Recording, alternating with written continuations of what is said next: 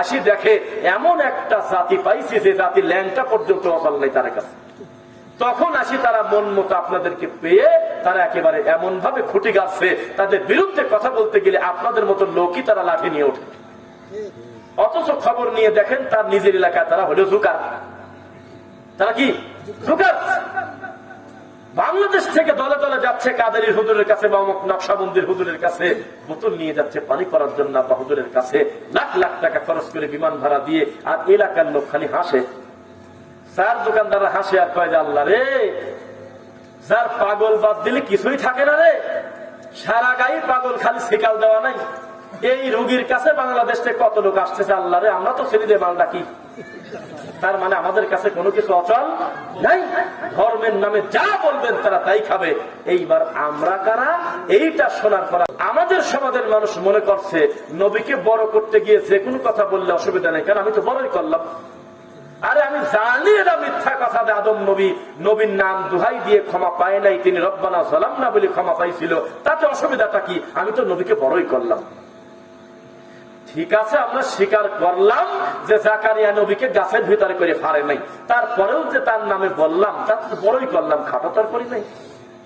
ঠিক আছে, ধরে নিলাম নবীর পথে বুড়ি কাঁটা দেয় নাই, তো তারপরেও আমরা একটু বানায় বলি, এতে তো নবীকে খাটো তো আর করলাম না, বড়ই তো করলাম।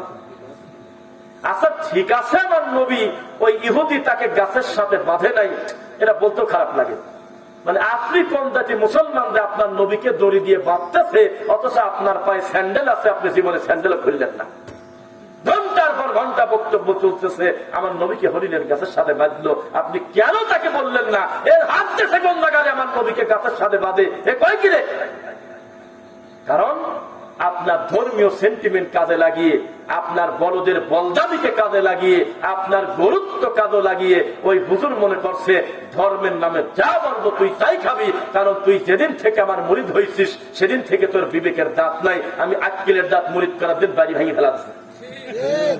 আমি শনিবারে বলবো, রবিবার তুই বলবি ঠিক, আমি বৃহস্পতিবারে বলবো, মঙ্গলবার তুই বলবি ঠিক।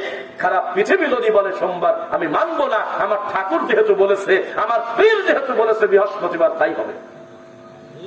পীর মুরিদ মানেই হলো বিবেকের দাঁত থাকা যাবে না, হাকে না নাকে হা বলতে হবে।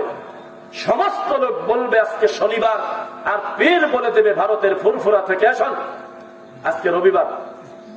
ওই মুরিদ জীবন দিয়ে দেবে, হাসতে হাসতে বিষ খাবে, তবুও সে শনিবার মানবে না, রবিবারই তাকে বলতে হবে, কারণ কথাটা বের হয়েছে তার ঠাকুরের মুখ দিয়ে। এটা হলো আমাদের দেশের অবস্থা। আপনি রাগ করবেন না, প্রতিটা কথা কিন্তু রেকর্ড আছে। আপনার মানুষ হিসেবে যদি কোনো কিছু ভয় করে থাকি, তা আপনার থেকে বেশি ভয় হলে মিডিয়া গুলো দেখে, ওরা ওই অংশটুকুনি নেবে। আমি যদি কোনো ভুল করে থাকি, ওই অংশটুকুনি কাটবে, যেইটুক নিয়ে আমাকে জাতির সামনে খাটো করা হয় অথবা বেশি মানুষের কাছে পৌঁছানো যায়। সেজন্য আপনি নিশ্চিত থাকেন, আমি ইচ্ছা করে কোনো কটু কথা মুখ দিয়ে বলবো না, ইনশাআল্লাহ। বুঝতেছেন আমার কথা? আপনার ভয় আমার ভিতরে একটুও নাই যে এই রাজবাড়ির লোক না জানে আমাকে ধরে মারে। আরে এটা তো 15-20 জনের ব্যাপার। আর এখানে যদি আমি কোনো কটু কথা, ভুল কথা বলে ফেলি, কোটি কোটি মানুষ আমাকে রাস্তায় খুঁজবে যে উনি মিথ্যা কথা বলছে, উনি অমুক করেছে, ওনাকে ধরো, বলবে না? ভালো কথা বলি তো টিকতে পারেনি, ভালো কথা বলি কি ঠিক আছে? পরিস্থিতি খুব জটিল। আমরা বিবারিয়া বাংসারামপুর নাম শুনছেন? ওখানে একটা ফেরিঘাট আছে, নারায়ণগঞ্জ 2500।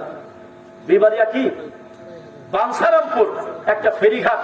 সেই ফেরিঘাটে হারে একটা হিন্দু যদি দেখে যে 3টা টুপিওয়ালা তার দোকানের ব্রেঞ্চ পড়ে আছে, খালি বসছে, উনি পারলে একটু মুছে দেয় যে না, লোকটা বসে থাকে। আর আমি বসলাম, তুই আমার সেরিসটা ঠিক আছে বা যাই হোক, 3 জন বসছি, 3 জনের মুখেই দাঁড়ি। আমরা একটু টোলের উপর বসছি, যেহেতু টোল দিছি কিন্তু সিরিয়ালে দেরি হবে গাড়ি যাওয়া। ওই লোকটা কি করছে জানেন? আস্তে আস্তে গান বাজছিল। তা আমরা মনে করছি গানটা খুব দ্রুত বন্ধ করে দেবে। হুজুর মানুষ আমরা বসলাম, বিকট শব্দে গান বাজাচ্ছে। আল্লাহর কসম করে বলতেছি, বিকট শব্দে গান বাজাচ্ছে, সাক্ষী আছে, আছে না? তখন ভাই বলতেছে কি লাঠি কি বের করলাম না? থাক, ওকে এই মুহূর্তে দাঁড়ার উপরে বিচার করার মতো পরিবেশ আমাদের আছে ইনশাআল্লাহ। আল্লাহ আমাদের সামর্থ্য দিয়েছে, আমাদের ভাইয়েরা আছে, কারণ সেটা তো অন্যায় করেছে, কিন্তু আমরা তা করবো না। কেন? কারণ আমরা এখান থেকে উঠে চলে যাই, এটা তো আমাদের এখানে বসে থাকা জরুরি না। তখন একজন খালি বলেই ফেললো যে তোমার কি জ্ঞান হইলো? আলেম ওলামা মানুষ একটু বসলো, বা মানুষ যদি একটু বসে, দাড়ি টুপি দেখেও তো সম্মান করে মানুষ একটু গানটা কমায়, তুমি এত জোরে গান দিলে বা তাড়াতাড়ি সরিয়ে দাম, সে বলে তো গান বদলে দিলাম। পরবর্তীতে আমার খেয়াল হলে, আমার মনে নাই, এটা তো ঠাকুরের এরিয়া, এরা তো মৌতে খানা খাওয়ার লোক, এরা তো পীর ফকির তরিকার লোক, এদের ইবাদতে হলে আমাদের ইহুদির দালাল আর খ্রিস্টান বলা। তখন আমার সন্দেহ হলো, দূর থেকে আমি সিঙ্গারা বড়া পেঁয়াজুর দোকান আছে, ওই দোকানের ভিতর থেকে আমি এমন ভাবে তাকাইছি, আমি ওর দেখবো, আমাকে দেখবে না, আমি দেখতেছি আমার খসতেছে, আর চোখ মুখ লাল, মনে হচ্ছে মারতে পারলাম না, করে এটা তার আফসোস। তখন আমি বুঝলাম এটা সেই তহের থেকে ডেলিভারি হয়েছে, বুঝতেছেন? এই হলো মানুষের স্বভাব। তো কোরআন হাদিসের কি জ্ঞান, এবার আমি আপনাকে একটা জিনিস বলাই, বেদাতি হুজুরের কোন জবাবদিহিতা আছে? আছে? আমি জানি না, আমি এখন যে কথাগুলো বলবো এটা আপনার কাছে কতটুকু ভালো লাগবে আমি জানি না, তবে পৃথিবীতে বাংলাদেশে ঘটে যাওয়া এ ধরনের উলঙ্গ সত্য খুব কম মানুষ বলে। আজকে আমি আমাদের ব্যাপারে বলি, তাকান, বেদাতিদের ভিতরে হুজুরের বয়স যত বেশি, সেই হুজুর বেদাত তত বেশি করে। বেদাতি হুজুরের ভিতরে হুজুর তত বড়, যত সে বিদাত আর মিথ্যা কথা বলে। আমাদের এই দেশে একটা বক্তার নাম বলবেন না, মাইক উঠে যাবে, কিন্তু আমি আপনাকে খালি এইটা প্রমাণ দেব যে ধর্মের নামে মানুষ মিথ্যা বলে। এইটা অন্তত আজকে বাড়িতে নিয়ে যান, যে আপনার তদন্তের একটা চিন্তা আসুক, যে যা শুনবো তা মানবো না, একটু তদন্ত করি, এটা আমার বোঝানোর ইচ্ছা। ইনশাল্লাহ করেন। আমাদের এই দেশের একটা হুজুর বলছিল যে জান্নাতে যেতে 3টা চাকা লাগে, যেহেতু রিক্সার 3 চাকা, যেহেতু অটোর 3 চাকা, যেহেতু বিমানের 3 চাকা, জান্নাতে যেতে 3টা চাকা লাগে। 1 কওমি দেওবন্দি, 2 তবলিগ জামাত, 3 পীরের খানকা। ঠিক আছে তো না? এ কথা তো ভালো নাকি? এত বড় নোংরা কথা যে বলল, সেই মানুষকে তার ঘরানার মানুষ পিটা তো দূরের কথা, তওবা পড়ানো তো দূরের কথা, তারা তার র্যাঙ্কটা বাড়িয়ে দিয়েছে, তার নাম দিয়েছে খতিবে বাঙ্গাল। এটা আমাদের দেশের স্বভাব। যে যত নোংরামি করবে তার মর্যাদা তত বেশি। এই হুজুর জেল খেটে বের হওয়ার পর মনে করলাম, যেহেতু বাপের বয়সী মানুষ, সম্ভবত তার ভিতরে একটা ভারত্ব আসবে, ফাজলামা মনে হয় করবে না। কয়েকদিন আগে একটা ডেলিভারি দিয়েছে, দেওবন্দি মাদ্রাসার গেটে নাকি একটা হিন্দুর দোকান ছিল, হিন্দুর নাম জান কি বলছে, মনে আছে কি? হ্যাঁ, কি জান একটা নাম, আচ্ছা পরে পরে দেখে নিও, একটা হিন্দুর নাম ধরে বলতেছে যে মাদ্রাসার কে যেন একজন অলি পীর, সে পীর নাকি স্বপ্নে দেখছে ওই হিন্দু জান্নাতের ভিতরে উড়ে বেড়াচ্ছে, জান্নাতে চলে গেছে। তাহলে কত বড় বেয়াক্কিলি হুজুর, যে আবু তালেব টিকতে পারতেছে না, আরে এই জোকারেক ধরে দিয়েছে এর ভিতরে। কয় কি কামে? আমি যে ওদের টুপি দিতাম, তো আতর বেচতাম না, ওই মাদ্রাসার ছাত্রদের হেল্প করতাম, এই জন্য জান্নাতে দিয়ে দিয়েছে। তো ওদের ভিতরে কিন্তু এই হুজুরের বিন্দু মাত্র মর্যাদা কমে নাই, একটু কমে নাই, বরং দিন দিন তার র্যাঙ্ক এত বেশি, দেওবন্দির 5 জনের সিরিয়াল করলে তার নামটা প্রথম 2 জনের ভিতর থাকে, বুঝছেন?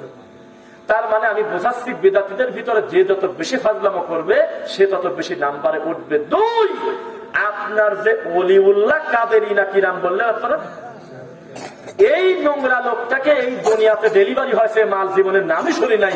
প্রথম শুনছিলাম তার একটা ভাইরাল বক্তব্যে যে আল্লাহ যখন উপরে তখন আল্লাহ আহাদ, আল্লাহ যখন নিচে তখন আল্লাহ আহমদ। এই কুফরি বাক্য যখন বলে, আল্লাহর কসম আমরা মনে করছিলাম এটা মনে হয় লালন ফকিরের লোক, ধারণা করছিলাম এটা মনে হয় ওই ভান্ডার শরীফের কেউ কেউ হবে, তবে হয়তো। তাছাড়া এরকম কুফরি করে কেন? যাত্রাপালার কিছু লোক আছে দেখবেন, জারি গান গায়, ওরা এসে আপনাকে ফতুয়া শেখাচ্ছে না, এরকম বলতেছে ফাতেমার নিগুর তথ্য আলী জানে না, ওই বাপ আছে নাকি? এই মুরব্বীরা শুনছেন এই গান, ফাতেমার নিগুর তথ্য আলী জানে না, কিনা জানে, জানে না কিনা? আমি মনে করছিলাম ওই গ্রুপের, কিন্তু রাজবাড়ি নামার পর শুনলাম এই রাজবাড়ির সবচাইতে বড় হুজুর বলে জোকার, এ বলে সবচাইতে বড় পীর। ডেলিভারি তো ওখান থেকেই হয়, এটা বুঝলাম। গরু ঢুকে পড়ছে, তারাও ঢুকে পড়ছে। আগে অত নিয়ম কানুন ছিল না, আসলে আগে কিন্তু অত হিসাব ছিল না, এখন বহু ফর্মালিটি। এই যে আমি ভিসা করছি, মার্চের 31 তারিখ পর্যন্ত ডেট আছে, এর ভিতরে আমাকে একবার না একবার যেতে হবে, যেহেতু ফার্স্ট। 2 নম্বর কথা, আমি গেলে আমার ভেরিফিকেশন হবে, ওখানে গিয়ে মাহফিল করার অনুমতি হবে না। মুমতাজুল ইসলাম একজন আলোচক আছে, জানেন না, খুব ভালো আলোচক, উনি আমাদের ভাই, উনি বারবার চেষ্টা করতেছিল আমাকে দিয়ে পরিবেশ করার, কিন্তু থানায় অনুমতি নিতে গেছে, কয়দা দেবো না, উনি যদি উড়ন্ত লোক হয়তো দিয়ে দিতাম, কেউ চেনে না বোঝে না, শিকির আওয়াজ করতেছে, কতই এরকম খেয়াল করে না। কিন্তু উনি আসলে আমাদের একাধিক ফোন আসবে, একাধিক ঝামেলা তৈরি হবে, মানুষটার জীবনে আসতে পারবে না, আসি বেড়া চলে রাখবো, ওয়াজ না করে। আল্লাহ কসম সে ওয়াজ শেষ। আমি চিন্তা করছি আমি এমনি ঢুকবো, ফরমালিটি সারি, আমার গোপনে বেড়া চলে আসবে, কাউকে বুঝতে দেবে না, আমি ওয়াজ করতে পারবো না, যাবো কেন? তাহলে এখন কিন্তু বহু নিয়ম কানুন আছে, চাইলে আপনি পারবেন না। আপনার ডেলিভারি স্লিপ দিচ্ছে প্রায় 2 মাস পরে, 1.5 মাস পরে, ভাই বুঝতে পারো অনেক নিয়ম আছে। আপনার লম্বা সিরিয়াল হয়তো নাই, কিন্তু ফরমালিটি পুরা করতে হয়। শুধু জমা দেওয়ার ডেটই লাগে প্রায় 20 দিন, 1 মাস ভিসা পাওয়ার জন্য। এমনি দাম কম, হয়তো 1000 টাকা 850 টাকা দিয়ে হয়, কিন্তু ফরমালিটি খুব কঠিন। কিন্তু আগে তা ছিল না।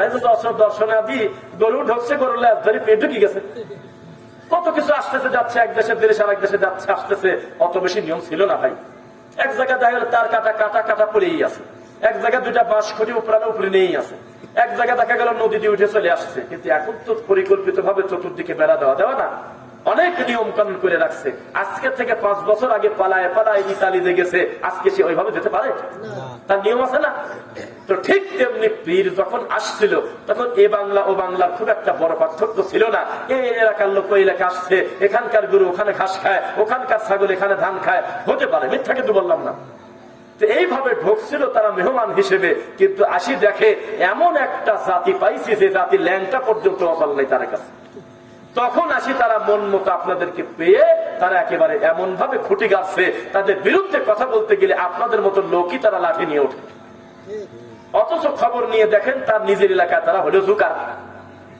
তারা কি জুকার?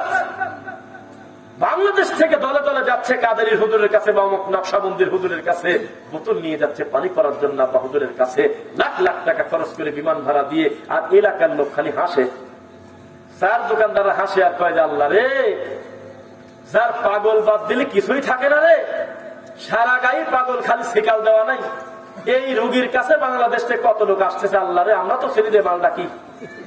তার মানে আমাদের কাছে কোনো কিছু অচল নাই, ধর্মের নামে যা বলবেন তারা তাই খাবে। এইবার আমরা কারা, এইটা শোনার পর আপনার গায়ের লোম দাঁড়িয়ে যাবে। আমরা হইল তারা যারা ভুল করলে তার পাপই ছাড়ে না। আজকেই রফিক বিন সাইদ আহলুল হাদিসের এত রত্ন, এত ভালোবাসার মানুষ, আমি যদি এখন আকীদায় একটা ভুল করে ফেলি, অবশ্যই সেটা অনিচ্ছায়, দেখবেন যে আপনার বিরোধিতা করা লাগবে না, কালকে আমাদেরই ভাইরাই লাল চিহ্ন দিয়ে বলবে দেখছো কি একটা কাজ করে ফেললো, অন্তত 3-4 দিনের খোরাক হয়ে যাবে। আজকেই শাইখ আব্দুর রাজ্জাক বিন ইউসুফ, আজকেই ডক্টর আসাদুল্লাহ গালিব, আজকেই বড় একজন বিদ্বান তিনি মানুষ, তার যদি একটা ভুল হয়ে যায়, ওই ভুলটা বেদাতি ধরার আগ দিয়ে নিজেদের ঘরের মানুষ সঙ্গে সঙ্গে ভিডিও দিয়ে বলবে এটা তার ভুল হয়েছে। যতই তিনি ভালো বক্তব্য হোক, যতই তিনি ভালো মানুষ হোক, তবে তার এই অংশটা ভুল আছে। এটার নাম আহলুল হাদিস। এদের জবাবদিহিতা আছে। এত জবাবদিহিতা যদি আপনার থাকতো, আপনার বেদাতি হুজুর কবে বলা চলে যেত ভেট খেতা নিয়ে। প্রাইমারি স্কুলে এলাকায় নাই? আছে নাকি? প্রাইমারি স্কুল আছে। প্রাইমারি স্কুলে হেডমাস্টার থাকে 5 জন নাকি? কয়জন? 1 জন। তো হেডমাস্টার তো মানুষ, তিনি কোনো কাজে বাইরে গেছে, সরকারি কোনো ট্রেনিং এ, টিচার ট্রেনিং সেন্টার হতে পারে, অথবা কোনো কাজে তিনি গিয়েছে, অথবা অসুস্থ একদিন আসে নাই, হতে পারে না?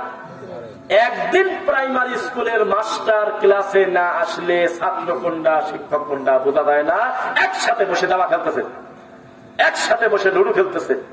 শিক্ষক গিয়েছে দুপুরে খেতে, আর আসেই নাই। মিথ্যা না সত্য? শুধুমাত্র সামান্য 100, 200, 300 বাচ্চা করে এই লোকটার অভিভাবক একজন না আসার কারণে গোটা প্রতিষ্ঠানটাই নড়বড়ে। মিথ্যা না সত্য? আর যেই হুজুর গোটা গ্রামের দায়িত্ব নিয়ে নিয়েছে, গোটা সমাজের ধর্মের দায়িত্ব নিয়ে নিয়েছে, এ যদি খারাপ হয়, এ যদি বেদাতি হয়, তো এলাকার অবস্থা কি হবে আপনি বলেন? শুনতেছেন? ইমামকে যদি আপনি ড্রাইভার বলেন, খুব একটা পাপ হবে না, আপনারা সবাই প্যাসেঞ্জার, এটা অন্যায় হবে না। কেন? কারণ আমি এমন কিছু বলি নাই যেটা কোরআন হাদিস বিরোধী। তো এটা যদি আপনারা মনে করেন, তাহলে রাজবাড়ি থেকে ঢাকা যাবেন, আপনি একজন মেহমান এলাকায় বেড়াতে আসলেন, তো রাজবাড়ি একটা বাস কাউন্টারে ফোন দিয়ে বলতেছেন যে আমি তো যাব হইলেও ঢাকা, উপায় আছে? তারা বলতেছে যে ভালো মানের স্ক্যানিয়া গাড়ি আছে। কি গাড়ি? একবারে স্লিপার কোচ, আপনি শুয়ে যাবেন, খুব রিল্যাক্সে কমফোর্ট ফিল করবেন যে হ্যাঁ উঠলাম গাড়িতে। এরকম গাড়ি নাই?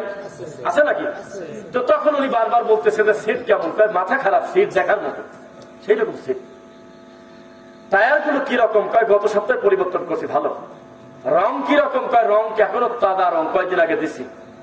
ড্রাইভার কিরকম কয় 42 বছরের অভিজ্ঞতা, খুব ভালো মানের ড্রাইভার, আলহামদুলিল্লাহ। সমস্যা আছে আর? কিন্তু গাড়ি তো যখন উঠতে যাচ্ছেন তখন খালি কষ্ট, মাঝে মধ্যে ব্রেক মিস করে। সব ভালো, খালি ব্রেকটা সমস্যা। উঠবেন তো না? টিকিটের টাকা ফেরত পর টাইম নাই, চলন্ত গাড়ি থেকে বলবেন ভিক্ষে চাইনি কুর্তি খাদা কি বলবে, বলিস কি রে এতক্ষণ যাবত যে প্রশংসা করলি, এক ব্রেক খারাপ থাকার কারণে মোটি তো বাতিল। মিথ্যা বললাম? তাহলে বেদাতি হুজুরের চেহারা ভালো, জুব্বা বড়, পাগড়ি বড়, আবার কালারটাও নবীর গম্বুদের কালারের, জেকের বেশি, সবে বেড়াতে 120 রাকাত বাড়িতেছে। লাইলাতুল কদর কেউ ঠিক পারি, ও ঠিক পাইছে 27। কথায় কথায় খতম ডেলিভারি দিয়ে যায়, কেউ দেখাই নাই হুজুর পড়লো কবে, কয় গতবার রোজায় পড়া ছিল লাস্টের 3 পার আমি ডেলিভারি দিয়ে দিলাম। এত বড় হুজুর, সব ভালো, 30 বছর ইমামতি করছে, খালি আকীদা খারাপ। সমস্যা নাই তো না? আছে। আপনাকে আমি বলি, একটা অমুসলিম সে যদি 4000 বার ওযু করে পবিত্র তো হবে নাকি? একটা জিনিস তার অনুপস্থিত থাকার কারণে এত সুন্দর করে ওযু করার পরেও লোকটার ওযু হচ্ছে না, সেই অনুপস্থিত জিনিসটার নামটা কি বলেন তো দেখি? লা ইলাহা ইল্লাল্লাহ। এইটুক না থাকার কারণে, আশহাদু আল্লা ইলাহা ইল্লাল্লাহ ওয়া আন্না মুহাম্মাদার রাসূলুল্লাহ না থাকার কারণে লোকটা সবই বাতিল। মানুষকে আগে সিদ্ধান্ত নিতে হবে যে আচ্ছা আমি গুনাহ ছাড়বো কেন, আমলটা করব কেন। তার ভিতরে যদি কিউরিসিটি না থাকে, তার ভিতরে যদি এই চিন্তা না থাকে যে কেন, কি কারণে করব, নেকি আছে কিনা, আল্লাহ সন্তুষ্টি আছে কিনা, কর্মটা সত্যি নবীর কিনা, এইরকম গবেষণা যদি তার না থাকে, আমি যদি তাকে গরু বলি আল্লাহর কসম কম হবে, আমি যদি তাকে শুকর বলি কম হবে, আমি যদি তাকে চতুষ্পদ জন্তু বলি কম হবে। আল্লাহর কসম আল্লাহ বলতেছে এগুলো বলো না, বালহুম আদল, বলো যে চতুষ্পদ জন্তুর চাইতে খারাপ। লাহুম কুলুবুল লা ইয়াফকাহুনা বিহা ওয়া লাহুম আ'য়ুনুল লা ইউবসিরুনা বিহা ওয়া লাহুম আযানুল লা ইয়াসমাউনা বিহা উলাইকা কাল আনআমি বাল হুম আদল। যারা অন্তর আছে, বোঝার জিনিস বোঝে না, খালি ফায়সা জিনিস বোঝে। যাদের কান আছে, শোনার জিনিস শোনে না, বাজে জিনিস শোনে। যাদের চোখ আছে, দেখে না, উল্টা জিনিস দেখে। উলাইকা কাল আনআম, একবার বলে তারা চতুষ্পদ জন্তুর মতো, আবার বলতেছে বালহুম আদল, না তার চাইতেও খারাপ।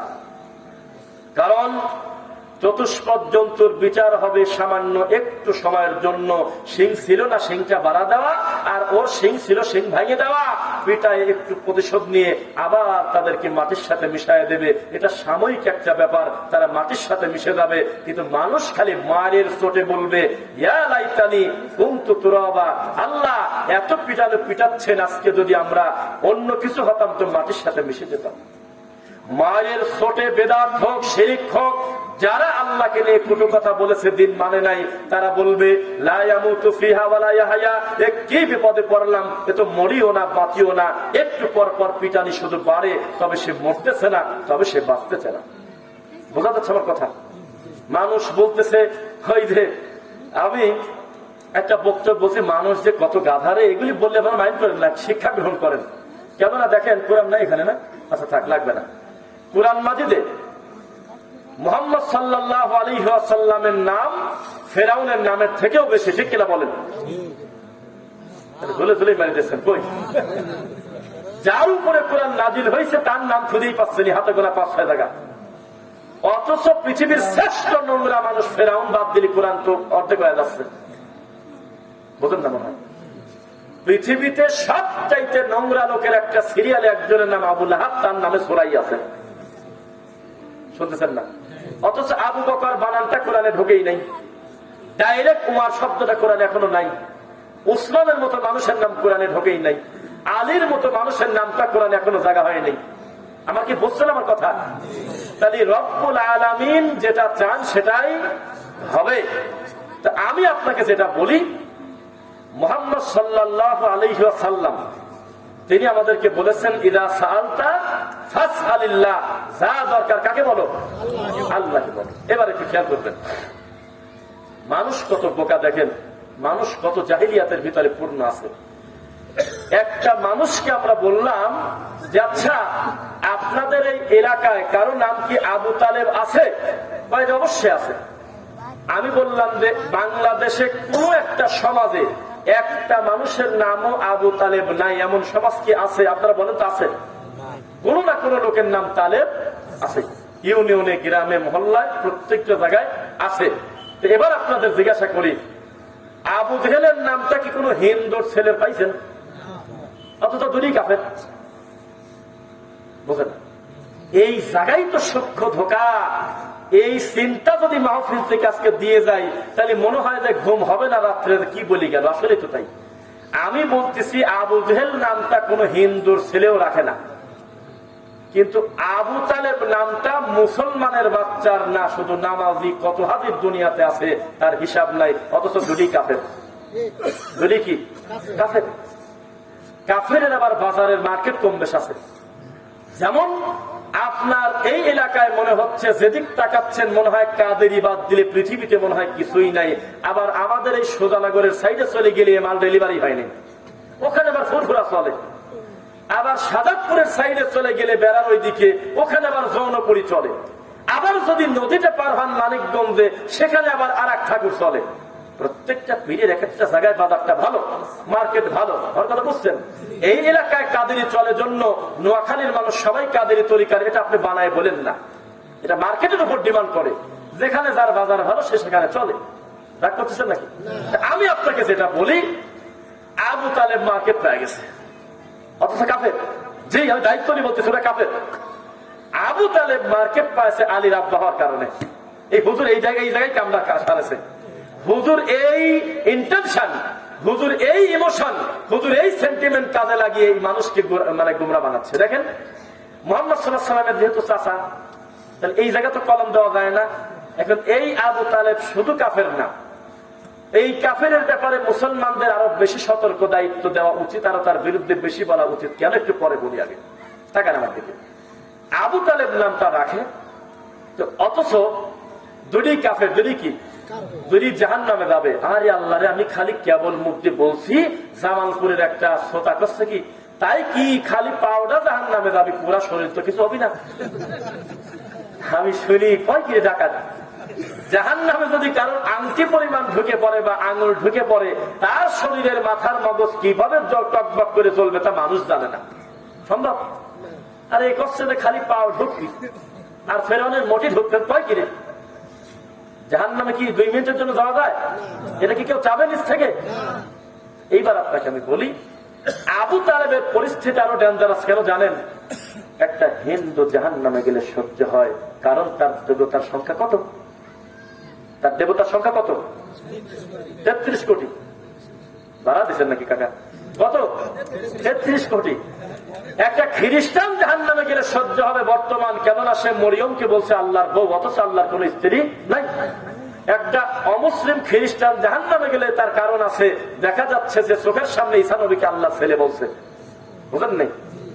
অন্যান্য দৃশ্যমান যারা কাফের, তাদের জাহান্নামে যাওয়ার কারণ কিন্তু 2 চোখ দিয়ে দেখা যায়, কিন্তু আবু তালেবের জাহান্নামে যাওয়ার কারণ আমাদের দেশের সন্নিরা খুঁজে পায় না।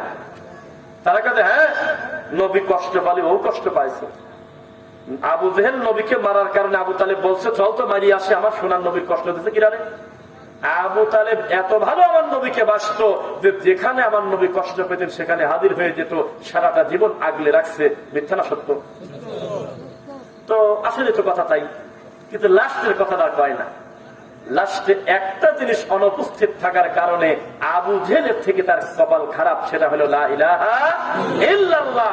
আমার নবী বলছিল, চাচা আমি বলি নাই যে আপনার জাগতিক অন্যায় আছে, আমি স্বীকার করলাম যে আপনি আমার কষ্টে কষ্ট পান, আমি স্বীকার করতেছি আমি হাসলে আপনি হাসেন, আপনি এত ভালোবাসেন, আপনার চোখের সামনে এই উম্মতে মুহাম্মাদের শ্রেষ্ঠ সন্তানের একজন হলো আপনার ছেলে, আমার মেয়ে পর্যন্ত তার সাথে বিয়ে দিছি, তারপরে আমার চাচাতো ভাই।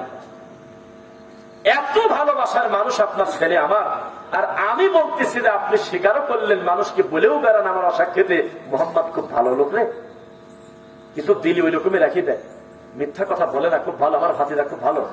তা আমি যদি সত্যি ভালো হই তাহলে আপনি লা ইলাহা ইল্লাল্লাহ পড়তে দোষটা কোন জায়গা? আপনি বলেন তো দেখি, ও যদি মারাত্মক বেয়াক্কেলি কাণ্ড জ্ঞান যদি নাই থাকবে, তাহলে মরার আগে তার বলা উচিত ছিল কিনা যে আমি মেনে নিলাম আমার আল্লাহকে, এটা বলা উচিত ছিল না? কিন্তু তার তাকদীর এত খারাপ, এত গোলামি করেছে বাপদাদার ধর্ম টিকানোর জন্য। ও বলছে, বেটা যা খুশি বলো মেনে নেব, এটা মানতে পারলাম না বাবা। আমি সারাটা জীবন যেই ধর্ম লালন করেছি, হয়তো প্র্যাকটিস কম করেছি, এতগুলো সৃষ্টিকর্তাকে একসাথে বাদ দেওয়া যায় না। অন্তত কিছু থাক, লাভ থাক, মানাত থাক, হজ্জাত থাক। আমি আবু লাহাবের নীতির উপরে, আবু জেহেলের নীতির উপরে আমি মারা গেলাম। তাহলে আপনি বলেন তো দেখি, সমাজে আবু তালেব মার্কা অমুসলিমের সংখ্যা বেশি না আবু জেহেলের সংখ্যা বেশি? বুঝতেছেন সূত্র? আবু জেহেলের শয়তানি কিন্তু দুই চোখ দিয়ে দৃশ্যমান দেখা যায়, তাহলে যে কেউ চাইলে কিন্তু তার থেকে বেঁচে থাকার সুযোগ আছে। কিন্তু আবু তালেবের শয়তানি দেখা যায় না। এই আবু তালেব মার্কা লোক হলে আপনার এই কাদেরই জোগাড়। কেন? যেদিন লোকটা বলছে যে উপরে আল্লাহ, নিচে যে মুহাম্মদ, দুইজন কিন্তু আলাদা, কেউ না একই। এই কথা বলার পর কোনদিন কেউ মুসলমান থাকে আপনার মনে হলো? এটা মুসলমান থাকে? এটা তো পায়খানার টাঙ্কিতে পড়ে গিয়ে আতর খোঁজার মতো এত বড় কুফরি বাক্য বলে মুখ দিয়ে তওবা ছাড়া হাজার হাজার মানুষের দায়িত্ব নিয়ে নিচ্ছে। এর থেকে জাহিলিয়াত আর কি হতে পারে? কথা বুঝতেছেন? 10:30 বেজে গেছে, লম্বা সময় কথা বলতেছে।